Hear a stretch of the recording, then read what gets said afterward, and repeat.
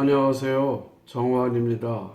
이 시간에는 삼국유사 기편 관련해서 신라가 건국되고 멸망하는 그런 과정에서 중요한 역할을 했던 남산에 대한 그런 말씀을 나눠보도록 하시겠습니다. 잠시 노래를 듣고 이어가겠습니다.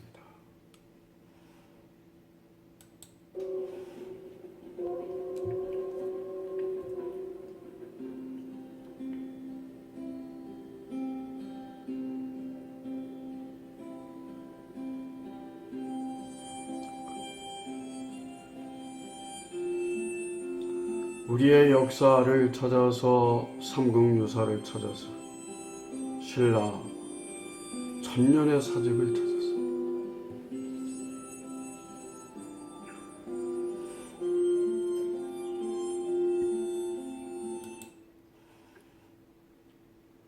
꽃이 필 때가 있고 질 때가 있습니다.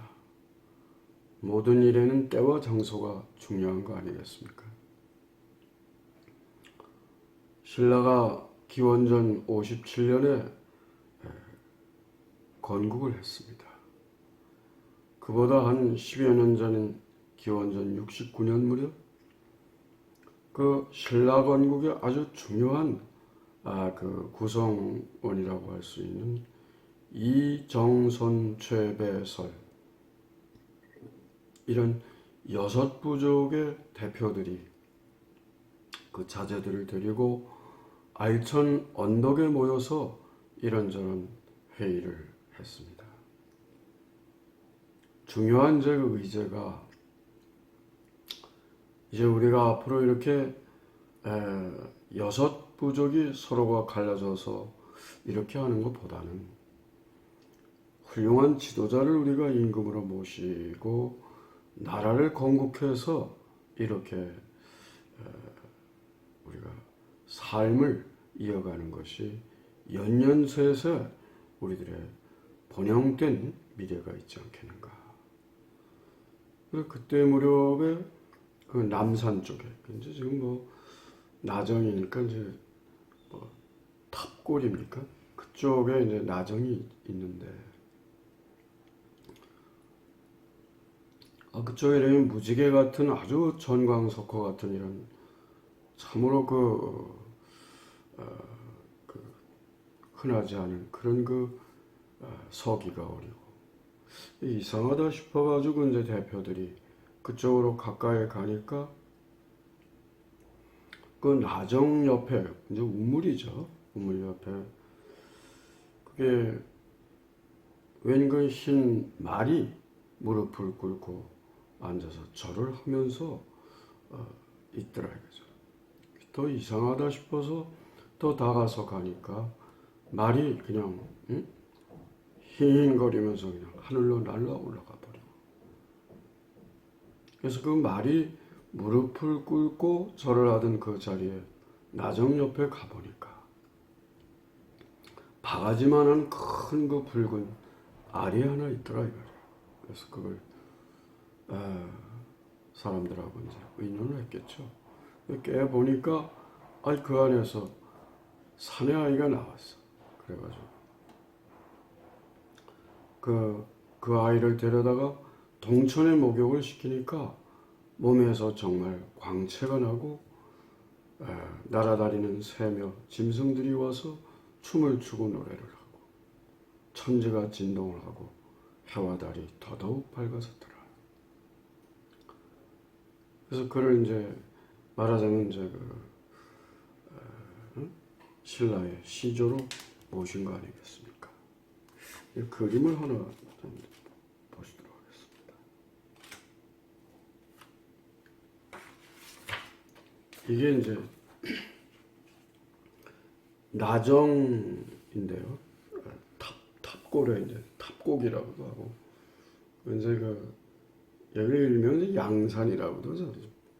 그 버들양자 매산자 이건 남산의 서쪽 그러니까 서남산이라고도 하고 있는 것입니다. 그 다음에 이제 요 앞에 요것이 이제 바로 신라시조왕 탄강정기 우물정자 터기자 비명병서다. 그래서 그런 내력을 쭉 적었어요.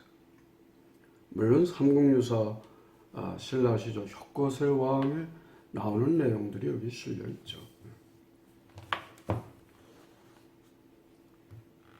근데 이제 연구에 따르면은 여기가 말하자면 이제 이제 발굴을 해봤어요. 2000년에서 2003년까지 이제 경주시가 중심에 서서 그런 이제 문화재 기관들과 함께해서 발굴을 해보니까 수상유구, 그러니까 이제 수직으로 내려가면서 거기에 어떤 기둥 같은 것을 세우는, 아마 가늠하건대 아마 그게 이제 어떤 우물의 터가 아니었겠는가. 더 나아가서 거기에서 어떤 신궁이 있었지 않았겠는가. 그냥 이제 우물신에게 또는 뭐 물신에게 산신에게 제사를 지낼 때 이제 삼산오합이라고 나오는데 삼국사에 이게 이제 천정 신앙이라고도 하고 하지 않습니까? 그러니까 샘이나 우물에 그런 어떤 거기서 이제 어떤 신이한 일들이 일어나 가지고 나라와 어떤 그 부족이 이제 시작이 되는 그런 거죠. 이제 이 터가 그러니까 신라시조가 건국하기 이전부터도 이게 이제 구석기, 신석기, 청동기, 철기 이렇게 넘어오지 않습니까? 청동기 시대에 그런 어떤 만들어진 유적 유물이라고 보이는 다섯 내지 한 6개 정도의 그런 어떤 고인돌이 이제 이렇게 아직도 남아요. 그 전에는 훨씬 더 많은 게 있었는데 한번 보시면은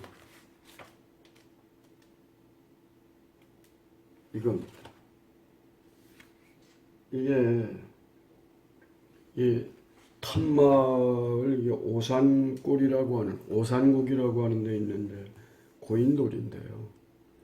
그러니까 이게 이 지역이 아주 오래전부터 하나의 어떤 중요한 어떤 신앙의 공간이 됐지 않은가. 여러분들 아시는 대로 이 고인돌은 지석이라고도 하지 않습니까? 첫째 기능이 무덤 기능이고, 그 다음에 그에 못지않게 중요한 기능이 제단 기능입니다. 그러니까 이 아래 무덤, 사람을 묻기도 하지만 부족자이나 지도자겠죠. 이 위에다가 제사를 지낸다 이 말이에요. 그러면 하늘에 제사를 지내면 천신이 되고 땅에 지내면 지신이 되고 그러면 거기 묻혀있는 조상이 아닙니까? 조상신에게 제사를 지내는, 말하자면 이런 어떤 신성한 그런 곳들이 아니겠는가, 그렇게 이제 가늠해 볼 수도 있습니다. 하여튼 이러한 나정과 함께, 나정이 만약에 이제 우리가 신라 천년사직에 막을 올린 하나의 어떤 샘터라고 한다면, 그 샘물이 이제 끝나는 강으로 가서 바다로 가서 끝나는 그런 지역이 바로 어디냐, 남산의 포석정이라고 볼 수 있지 않겠는가, 그런 생각이 듭니다. 여러분들 신라 55대 임금이 누구 기억하십니까? 경혜왕 아닙니까? 경혜왕 4년 무렵이죠. 그러니까 굉장히 나라의 힘이 점차로 약해지고 반란이 일어나졌고, 그때 마침 후백제의 시조라고 자칭해서 자기가 이제 소위 견훤이 있지 않습니까? 이거 원래 신라 하나의 군의 장수였죠. 견훤이 느닷없이 그러니까 경혜왕 4년 11월 바람이 불고 막 눈 내리고 하는 그 동짓달 아닙니까? 동지서달. 그때 이제 경혜왕이 종친들과 비빈들을 데리고 포석정으로 왔다. 이게 이제 기록에는 뭐 잔치를 벌이기 위해서 왔다. 그렇게 합니다. 아니, 바람 불고 눈 내리고 그 추운 산길을 이렇게 무슨 잔치를 하러 오겠습니까? 그렇잖아요. 네. 일설에 의하면 그건 제사를 모시러 왔다. 저는 아마 그런 쪽이 더 옳지 않겠는가. 근데 느닷없이 그 견훤이 쳐들어와가지고 결국은 경혜왕을 강요해서 스스로 자결하게 만들고 그 왕비와 비빈들을 전부 능욕하고 있는 재산이라 재물은 다 털어가고 또 쓸만한 사람들 다 데려가 버리고 그보다 더 큰 문제가 바로 그 경혜왕의 집안의 동생이죠. 족제니까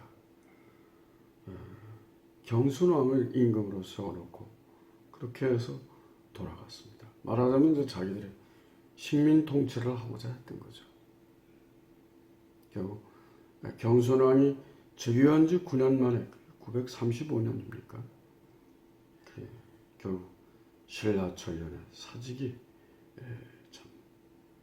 992년 만에 그 막을 내리는 그렇게 아직 끝이 났습니다. 이 포석정에서는 한번 그림을 보시죠.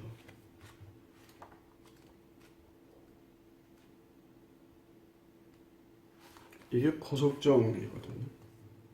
그러니까 이게 포석곡이라고도 하고, 그러니까 남산이 동쪽을 동남산, 서쪽을 서남산이라고 그러는데 서남산 쪽에 이게 이제 포석곡, 포석골이라고도 하고, 요거 이제 이렇게 이제 유상곡수라고 하지 않습니까? 물을 여기다 흘려서 하는데 조금 더 확대하는 게 요 그림입니다.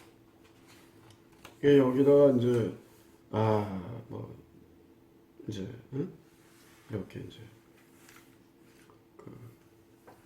여러분들 그 물을 흘려가지고 유상곡수연이라고 그래가지고 물을 흘리게 하고 여기다 이제 술잔을 끼워서 돌아가면서 글을 짓는다든가 노래를 부른다든가 여러 가지 놀이를 했다. 그러니까 제사와 관련해 보면은 이 포석하는 게 아마 제단이라는 뜻으로도 볼 수 있지 않겠는가. 주가 포 뭐 할 때 있지 않습니까? 그러니까 포, 문어 비슷한 어떤 그런 그 모양이 돼 있지 않는가. 또 이걸 뒤에 와서 돌석자 이제 포석이라고도 해요. 여기 보면은 그 안압지에서 나온 그런 어떤 간자의 기록 같은 것을 미루어 보면은 여기서 놀이를 했다면 세 가지를 크게 말을 합니다. 이 유상곡수에다가 이제 물을 흘려서 잔을 띄워가지고 뭐 글짓기면 글짓기 뭐 여러 가지 이제 뭐 편을 나눠서 했든지 이렇게 놀이를 했을 텐데 진 쪽의 사람들은 이제 코 때리기, 주민 고비라 두드릴 고자 이렇게 코를 두들겨줘. 그런 주민 고비 놀이가 있고 또 뭐가 있어요? 이제 말하자면 이제 이제 진 쪽이 이쪽에서 그냥 노래를 이런 노래를 불러라. 그러면 이제 임의청가라 그래가지고 이렇게 노래를 이제 부르기도 하고 또 이제 또 다른 이제 진 쪽에다가 술 석 잔을 줘서 한꺼번에 마시게 하는 삼잔 일거라 그래가지고 이런 세 가지 놀이가 아마 여기서 이루어졌지 않았을까 그렇게 미루어 보기도 합니다. 또 이 포석정 하면은 제49대 임금이 누구죠? 헌강왕 아닙니까? 이 헌강왕이 그 이제 신하들하고 같이 포석정에 행차를 했을 때 사람들 눈에는 보이지 않는데 그 남산에 산신이 내려와서 춤을 추고 그렇게 해서 어떤 뭔가 좋지 않은 어떤 그런 그 예언을 이렇게 줬지 않았는가. 이거 북쪽에 갔을 때, 소금강 그쪽에 갔을 때도 또 선신이 나와서 지리더덕하라. 지혜 있게 나라를 다스리지 못하면 다 망한다. 다 도망간다. 이걸 이제 어무상심이라고도 하고 상념무라고 돼. 상념이라는 게 이제 이 허연 이제 그 수염을 말하지 않습니까? 산신령. 뭐 그런 것도 있고.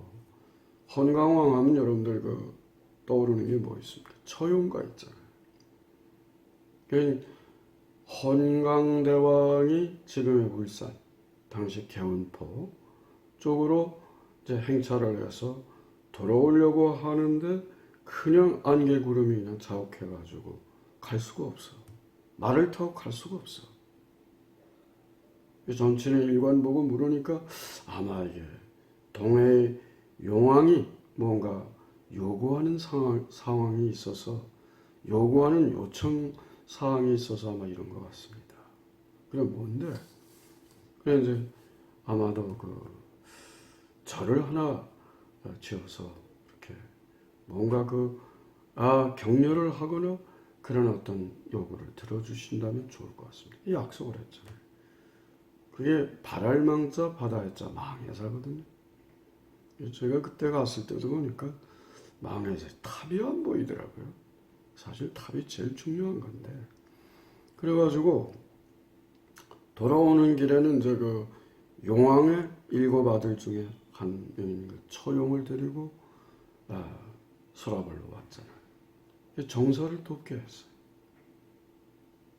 그때 마침 그 나라에는 많은 요즘 코로나 같은 그런 전염병이 돌아가지고 많은 사람이 죽었어. 그때 나온 게 처용가 아닙니까? 네?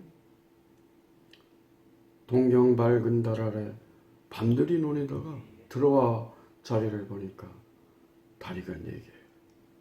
둘은 내 아내의 것인데 둘은 누구의 것인가? 그렇게 참 그런 노래를 불러놨는데 이 역신이 참 그 처용랑의 그런 너그러운 그 관대함에 정말로 감복했습니다. 당신의 얼굴이 그려져 있는 대문에 그려져 있기만 해도 그 집엔 들어가지 않겠다. 그래서 결국 이제 질병을 물리쳤다는 얘기죠. 이거는 사회문화적으로 보면 처용, 그러니까 그 헌강왕의 아버지가 48대 경문왕 아닙니까? 2, 3년이 멀다 하고 반란이 일어났어요. 3번이나. 이찬 17관동장 가운데 2등급이 장관급이 바로 이제 그게 이찬 아닙니까? 이간이라고도 하고 그 윤흥이라든가 김예라든가 마지막에 가서 경문왕 9년쯤에 가서는 이게 근종이 같은 사람들이 바랄 게 뭐 있어요? 이찬이면 왕 못할 바에. 근데 왕을 하겠다고 이제 반란을 한 거죠.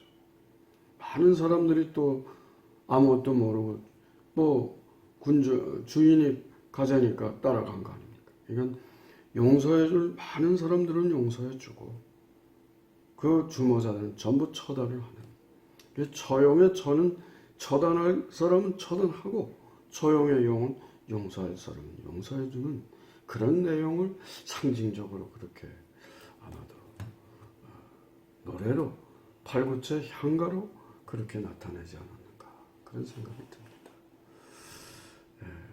그 헌강왕의 능은 지금도